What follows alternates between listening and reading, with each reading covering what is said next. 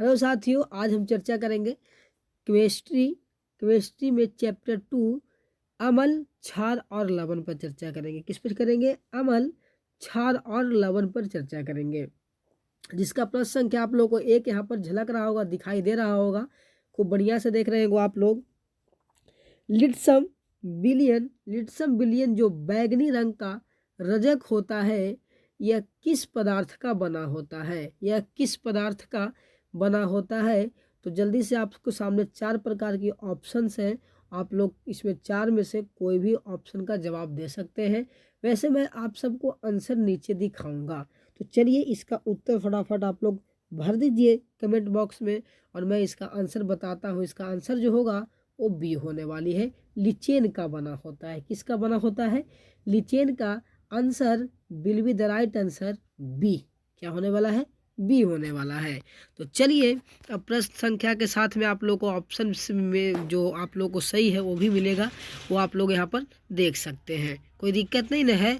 चलिए तो यहाँ पर क्या कर सकते हैं आप लोग देख सकते हैं। देखिए उसका आंसर जो था वो बी था। चलिए, निम्नलिखित में कौन सूचक की सतह इस्तेमाल नहीं किया जाता है? कौन ऐसे यहाँ पर निम्नलिखित में चार ऑप्शंस है, 4 में से कौन है जो सूचक की तरह इस्तेमाल नहीं किया जा सकता है? नहीं किया जा सकता है भाई। वो क्या आप लोग को आंसर जो होगा वो आप लोग को डी होने वाली है। क्या होने वाली है? डी होने वाली है। मूली होने वाला है। क्या होने वाला है? मूली को हम लोग सूचक की तरह इस्तेमाल नहीं कर सकते हैं। आंसर आप लोग को डी दिखाई दे रहा होगा। चलिए आगे बात करते हैं। देखिए उसका आंसर आप लोग को डी यहाँ पर देख सकते हैं आंसर। निम्नलिखित में से कौन गंधीय सूचक नहीं है? भैया गंधीय सूचक नहीं बोला गया है। निम्नलिखित में कौन गंधीय सूचक नहीं है? इसका ऑप्शन आप लोग को नीचे दिखाई देगा। हम अभी आप लोग को ऑप्शन दिखा ही देते हैं। चलिए तो जल्दी जल्दी बताएंगे। क्या वैसलीना, ठीक है, वेलिना, या प्याज, या शकरकंद, या लौंग का तेल?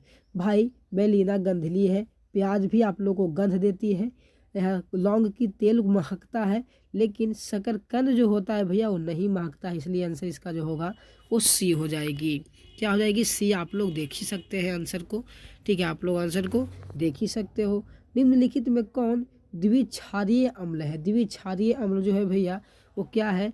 H2SO4 जो है द्विक्षारीय अम्ल है। आंसर आप लोग को डी होने वाला है। क्या होने वाला है? डी होने वाला है। यहाँ पर आप लोग देख सकते हैं। क्या कर सकते हैं? देख सकते हैं। 5 नंबर प्रश्न कहता है, यहाँ देखिए उसका आंसर यहाँ पर था, कहता है पोटास एलम होते हैं। भैया पोटास एलम होते हैं। क्या होते हैं? ऑप्शन आप लोग को 4 प्रकार के हैं, 2 नीचे भी है, आप लोग देख लीजिए, उसके बाद बात करेंगे हम। तो इसका आंसर आप लोग देख लिए होंगे। इसका आंसर कौन है? जल्दी से इसका कमेंट बॉक्स में भर दीजिए। हमको बताने की आवश्यकता नहीं है, शायद आप लोग इसके बारे में जानते होंगे। चलिए इसका आंसर आप लोग को देख ही सकते हैं। आंसर क्या होने वाला था? डी होने वाला था। एक दिक लवण है। क्या है? एक दिक लवण है। चलिए 6 नंबर प्रश्न का उत्तर जल्दी से आप लोग दे दीजिएगा फटाफट। एसिटिक अम्ल एक दुर्बल अम्ल है। क्या है? दुर्बल अम्ल है। क्यों भैया? एसिड अम्ल जो है वो एक दुर्बल अम्ल है। क्या है? तो इसके बारे में आपको उत्तर देना है। ऑप्शन ए कहता है इसके जलीय विलयन अम्लीय होते हैं। वे उसके बाद बी कहता है ये ज़्यादा आयतनी होते हैं, या फिर ए कम आयतनी होते हैं, या फिर ए COOH समूह में रखे जाते हैं। क्यों भैया? तो जल्दी से इसका आंसर आप लोग यहाँ पर देख सकते हैं। ये जो होते हैं ये क्या होते हैं? इसका कम आयतन होता है। क्या होता है? इसीलिए दुर्बल अम्ल कहलाता है। ठीक है, एसिटिक अम्ल जो होता है ये दुर्बल अम्ल है, ये कम आयतनी होता है। ध्यान रखिएगा, देख सकते हैं। निम्नलिखित, ठीक है, निम्नलिखित में सबसे प्रबल लवण कौन है? सबसे प्रबल लवण कौन है भैया? सबसे प्रबल लवण क्या है? आप लोग देख सकते हैं NaCl, CaCl2, उसके बाद BaSO4, LiCi। जल्दी से बताएंगे, जल्दी से बताएंगे। इसका आंसर जो होने वाला है आप लोग देख सकते हैं। आंसर जो होगा ए ही होगा। NaCl आंसर जो होगा ए हो जाएगा। ठीक है, चलिए अगला प्रश्न चर्चा कर लेते हैं। 8 नंबर प्रश्न को देखेंगे। 8 नंबर प्रश्न भी कुछ ही प्रकार से कहता है, निम्नलिखित में कौन एक से अधिक अम्लीय लवण बनाएगा? कौन जो है एक से अधिक लवण बनाएगा? वो कौन हो जाएगा भैया? तो आप जल्दी से इसका आंसर दीजिए। देखिए आप लोगों को ए में कहता है CH3 COOH H3PSO4, ठीक है, सॉरी O4 खाली है, एसओ नहीं है, O4 है। उसके बाद बात करके तीसरा नंबर पर CH3CH2COOH या ZNO। जल्दी से बताएंगे इसका आंसर जो होने वाला है, क्या होने वाला है, जल्दी से बताएंगे आप लोग। देख सकते हैं आप लोग वही जो हम बोले, बी PO4। चलिए आगे बात करते हैं 9 नंबर प्रश्न पे। 9 नंबर प्रश्न पर चर्चा करेंगे। तो कहता है 9 नंबर प्रश्न, 1 बिलियन किसी नीले लिप्सन को लाल रंग में परिणत कर देता है तो संभवत बिलियन का पीएच मान क्या होगा? 1 बिलियन है जो नीले लिप्सन को लाल रंग के परिणत कर देता है तो उसका संभवत बिलियन मान क्या होता है?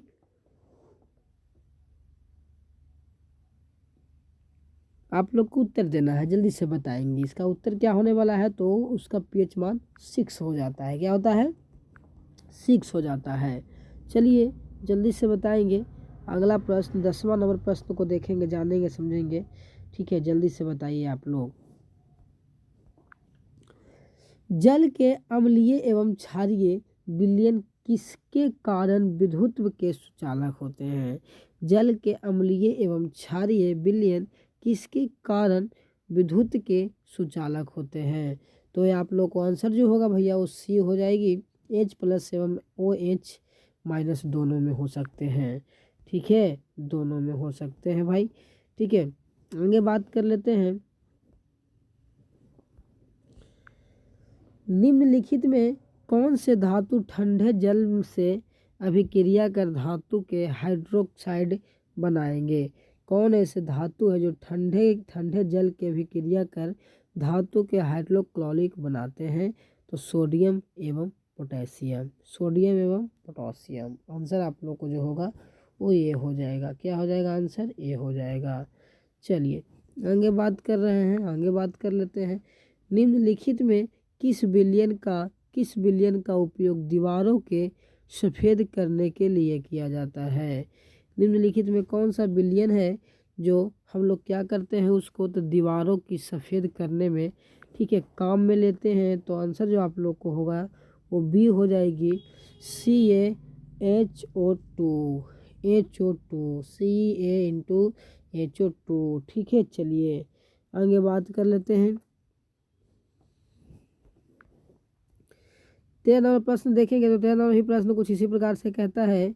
वो कहता है कि निम्नलिखित में कौन सा बुझा हुआ चूना है? बुझा हुआ चूना जो है वो कौन सा चूना है भैया? तो CaO जो है बुझा हुआ चूना है। लवण, ध्यान रखिएगा, लवण Na, क्या लवण Na2CO3 का जलीय विलयन का होता है? जलीय विलयन का पीएच मान क्या होता है? तो 7 से, ध्यान रखिएगा, 7 होते हैं। 7 होते हैं क्या? 7 से नहीं, 7 होते हैं। आंसर जो होगा आपको ए हो जाएगा। चलिए एस्टिक अम्ल का ध्यान रखिएगा। एस्टिक अम्ल का IUPAC के नाम क्या है? तो वो है मिथाइक अम्ल। क्या है? मिथाइक अम्ल। आंसर जो होगा बी हो जाएगा। ठीक है, चलिए 16 नंबर प्रश्न देखेंगे। कहता है कि निम्न में से कौन सा आयन लाल लिप्सम को नीला कर देता है? कौन सा आयन जो है लाल लिप्सम को नीला कर देता है? इसका आंसर जल्दी से आप लोग कमेंट बॉक्स में भरिए। ठीक है, वो क्या होगा आप लोग देख सकते हैं यहाँ पर। ठीक है, OH। ठीक है, चलिए कोई कहता है कोई बिलियन नीले लिप्सन पत्र को लाल कर देता है, इसका पीएच मान जो होता है वो 5 होता है। आंसर ए हो जाएगा। ध्यान रखिएगा, जल्दी थोड़ा चलते हैं, फास्ट करते हैं ताकि आप लोग को भी टाइम उतना ना देना पड़े इस वीडियो को। और आप लोग कम वीडियो देखना पसंद करते हैं, है ना? आप लोग ज़्यादातर मोबाइल में रील देखते हैं, है ना? तो रील ज़्यादा देखने वाला बच्चा कहाँ से टिक पाएगा यहाँ पर? का कोई दिक्कत है नहीं ना। रील देखने वाला बच्चा, डांस देखने वाला बच्चा थोड़े यहाँ तक टिक पाएगा। चलिए ऑक्सीड ऑक्सिल, ठीक है, ऑक्सिल अम्ल का प्राकृतिक स्रोत जो है वो निम्नलिखित में कौन है। ऑक्सलिक अम्ल जो है उसका प्राकृतिक जो थी है वो स्रोत है वो क्या है, तो टमाटर है। क्या है, टमाटर, टोमेटो है। क्या है, टोमेटो। आंसर हो जाएगा बी, आंसर होगा बी हो जाएगा। चलिए आगे बात कर लेते हैं। प्लास्टर ऑफ पेरिस का रासायनिक सूत्र क्या है। वीवीआई प्रश्न है, वीवीआई प्रश्न आप लोगों को सामने भी पेश कर रहा हूँ मैं। प्लास्टर ऑफ पेरिस का रासायनिक सूत्र क्या है, ACA, ठीक है, CaSO4 इंटू 1/2 1/2 1/2 H2O। आंसर आप लोग को जो होगा वो बी हो जाएगी, will be the right answer. लिप्सम विलियम जब दो अम्लीय होता है और ना ही क्षारीय तब यह किस रंग का होता है। ना ही विलियन जो होता है, ध्यान रखिए ना, लिप्सम विलियन जो है जब ना अम्लीय और ना ही क्षारीय तब इसका रंग कैसा होता है, तो ध्यान रखिएगा इसका रंग जो होता है वो बैंगनी होता है। क्या होता है, बैंगनी होता है। किसी भी उदासीन विलियन का पीएच मान जो होता है वो आप लोग को 7 होता है। क्या होता है, 7। आंसर बी हो जाएगा। निम्नलिखित में कौन लवण है भैया, कौन लवण है, तो K2SO4 आंसर आप लोग को सी मिलेगा। ठीक है, किस लाल तत्व आयरन पर जलवाष्प प्रवाहित करने पर कौन सा यौगिक प्राप्त होता है, कौन सा यौगिक प्राप्त होता है, तो आपको फेरस और ऑक्सीजन प्राप्त होता है। ठीक है, Fe3, ठीक है, आंसर आप लोगों को जो होगा सी हो जाएगा। चलिए हमारे शरीर में पीएच मान पारस के बीच, ठीक है, पारस के बीच कार्य करता है।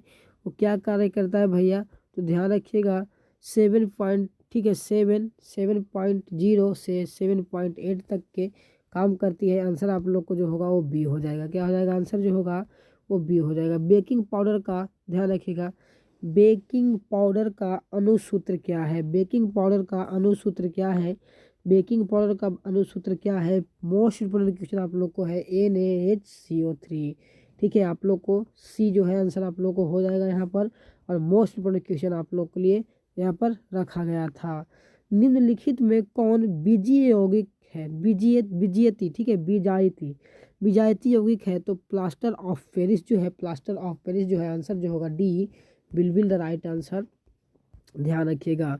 उसके बाद कहता है निम्नलिखित में शहद का कौन सा मान क्षारीय विलयन मान देता है, 13 होता है। कितना होता है, 13 होता है, मान देता है 13। ठीक है, निम्नलिखित अम्लों में से कौन परवल अम्ल है भैया, परवल अम्ल है। कौन है जो परवल अम्ल है, वो ध्यान रखिएगा, उस सल्फ्यूरिक अम्ल जो है वो परवल अम्ल है। आंसर जो आप लोग को देखने को मिलेगा वो देख सकते हैं। निम्नलिखित में कौन क्षारीय नहीं है, कौन क्षारीय नहीं है, तो क्षारीय आप लोग को नहीं है, NaCl जो है क्षारीय नहीं। आंसर बी हो जाएगा। निम्नलिखित में कौन, ध्यान रखिएगा, निम्नलिखित में कौन परवल क्षार्य है, कौन परवल क्षार्य है, तो आप लोग का आंसर जो होगा NaOH, आंसर बी हो जाएगा। आप लोग बस खाली मिलाते चलना है, कुछ नहीं करना। आप लोग को ध्यान रखिएगा, कुछ ऐसे पदार्थ होते हैं जिनके गंध अम्लीय या क्षारीय माध्यम से बदल जाता है, उसे कहते हैं भैया, उसे कहते हैं गंधहीन सूचक कहते हैं। ऊपर ही बात किए थे, इस पे ऊपर ही बात किए थे। चलिए आगे बात करते हैं। सभी धातु कार्बोनेट एवं ठीक है, हाइड्रोजन कार्बोनेट अम्ल के साथ अभिक्रिया करके बनाते हैं, वो बनाते हैं। आप लोग को आंसर जो होगा वो ये सभी हो जाएगा। ध्यान रखिएगा क्या हो जाता है, क्या बनाता है, संगत लवण, कार्बन डाइऑक्साइड, जल, और ये फिर सभी। आंसर आप लोग को है तो सभी बना देगा। 33 नंबर बात करते हैं अभी, ठीक है, अभी अम्लों में पाया जाता है, ठीक है, अभी सभी, सॉरी माफ कीजिएगा, सभी अम्लों में पाया जाता है, सभी अम्लों में पाया जाता है। वो पाया जाता है आप लोग को हाइड्रोजन। क्या पाया जाता है, हाइड्रोजन जो है वो सभी अम्लों में पाया जाता है। हाइड्रोजन उपयुक्त सभी यौगिक होते हैं, वो क्या होते हैं, तो अम्लीय होते हैं। अभी तो पाया गया, बताया ना अभी अम्लीय में। ठीक है, जल में घुलनशील क्षारक के बारे में क्या सत्य है? तो क्या सत्य है, ध्यान रखिए, क्या सत्य है, देख सकते हैं आप लोग। इन्हें क्षार कहते हैं, बिल्कुल। स्वाद कड़वा होता है, बिल्कुल। प्राकृतिक संरक्षण होता है, यानी सभी होता है, यानी आंसर आप लोग को डी देखने को मिलेगा। पीएच मान में पी सूचक है, क्या है, पीएच मान में पी सूचक है। वो पी सूचक किसको है, तो पेटेज का क्या है, क्या नहीं, इसका नाम कहते हैं पुंसास, क्या कहते हैं, पुंसास कहते हैं। आंसर ए हो जाएगा भाई लोग। एसिटिक अम्ल का प्राकृतिक स्रोत निम्नलिखित में कौन है? एसिटिक अम्ल का प्राकृतिक स्रोत निम्नलिखित में कौन है? अभी जस्ट बता करके आए थे सिरका, सॉरी नहीं, उसमें दूसरा चीज़ था, यहाँ टमाटर था उसमें, लेकिन इसमें सिरका, ठीक है। प्राकृतिक क्या है, सिरका है, ठीक है। सिट्रिक अम्ल का प्राकृतिक स्रोत क्या है? सिट्रिक अम्ल का प्राकृतिक स्रोत क्या है? वो आप लोग को संतरा और नींबू है, ध्यान रखिएगा। संतरा और नींबू जो आप लोग को है वो सिट्रिक अम्ल का प्राकृतिक स्रोत है, ठीक है। टर्टरिक अम्ल इनमें से किस में पाया जाता है? टर्टरिक अम्ल जो पाया जाता है वो आप लोग को आंसर जो होगा भैया, आप लोग खूब गोलगप्पा खाते हैं, ठीक है, वो इमली में होगा, क्या होगा, इमली में हो जाता है। चलिए अगला प्रश्न करते हैं 40 नंबर। कहता है कि लैक्टिक अम्ल का प्राकृतिक स्रोत क्या है? लैक्टिक अम्ल का प्राकृतिक स्रोत क्या है? ठीक है, लैक्टिक, तो वो आप लोग को हो जाएगा, वो क्या हो जाएगा भैया, दही हो जाता है। लैक्टिक में कौन हो जाता है, दही हो जाता है, लैक्टिक, ठीक है, ध्यान रखिएगा। 41 नंबर। चट्टी के डंक और नेटल के डंक में कौन सा अम्ल पाया जाता है? तो याद रखिएगा वो भी पाया जाता है मेथाइल अम्ल, क्या,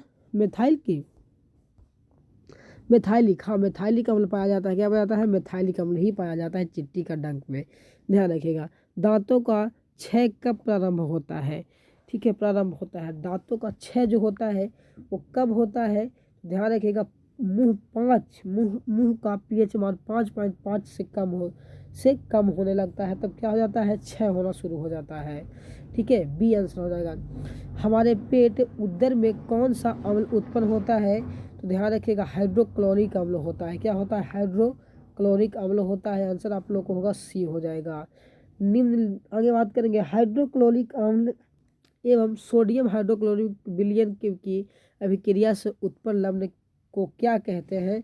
तो क्या कहते हैं भाई, उसे कहते हैं सोडियम क्लोराइड कहते हैं, क्या कहते हैं, सोडियम क्लोराइड कहते हैं। आंसर भी हो जाएगा। धोने का सोडा का रासायनिक सूत्र, बहुत बढ़िया प्रश्न है, आप लोग को बार बार पूछा जाता है, Na2CO3 इंटू 10H2O, ठीक है, ध्यान रखिएगा इस चीज़ को आप लोग।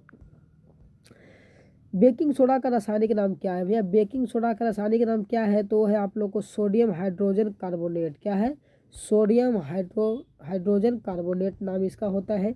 बेकिंग सोडा का रासायनिक सूत्र, दो प्रश्न एक ही साथ पूछ दिया गया था, ठीक है, वो माफ़ कीजिएगा। बेकिंग सोडा नहीं, एक मिनट, एक सेकेंड देख ही लेते हैं उसको। इसमें क्या था, धोने का सोडा, इसमें बेकिंग सोडा पूछा गया, ठीक है, माफ़ कीजिएगा। बेकिंग सोडा NaHCO3, ठीक है, आंसर सी हो जाएगा इसका, ठीक है, क्या होगा आंसर, सी हो जाएगा इसका आंसर, ठीक है। आगे बात करें, जल की स्थायी कठोरता को घटाने के लिए किसका उपयोग में लाया जाता है भैया? किसका उपयोग में, अगर जल जमा हुआ है, जल का स्थायी कठोरता अगर है तो उसको हटाने के लिए हम लोग किसका प्रयोग करते हैं? तो ध्यान रखिएगा, उसे करते हैं धोने का सोडा को, क्या, धोने का सोडा का प्रयोग कर देते हैं, ठीक है। सोडा अम्ल अग्निशक में किसका उपयोग होता है? किसका उपयोग होता है? वो आप लोग को मिलेगा यहाँ पर sodium hydrogen carbonate, sodium hydrogen carbonate. Answer जो आप लोग को होगा वो सी हो जाएगा। चलिए, सल्फेट अर्धहाइड्रेट हेमीटाइट का अन्य नाम क्या है? एक और इसका नाम क्या है? तो प्लास्टर ऑफ पेरिस भी इसका नाम है। प्लास्टर ऑफ पेरिस को ही कहा जाता है सल्फेट, ठीक है, अर्धहाइड्रेट हेमीटाइट्रेट, इसी को कहते हैं प्लास्टिक ऑफ पेरिस को कहते हैं। कितना टोटल प्रश्न करवा दिए भाई? 50 प्रश्न मैंने टोटल करा दिया है, 1 से लेकर के 50 प्रश्न कराया है चैप्टर 2 अमल क्षार और विलयन से, ठीक है। अमल क्षार वाला में आप लोग को करा दिए हैं। तो यहाँ से आप लोग को कोई भी सवाल आएगा तो आप लोग बेहतरीन ढंग से कर लीजिएगा, आप अपने कॉपी पे इस चीज़ को उतार लीजिएगा, ठीक है। चलिए मिलेंगे फिर कभी, जय हिंद।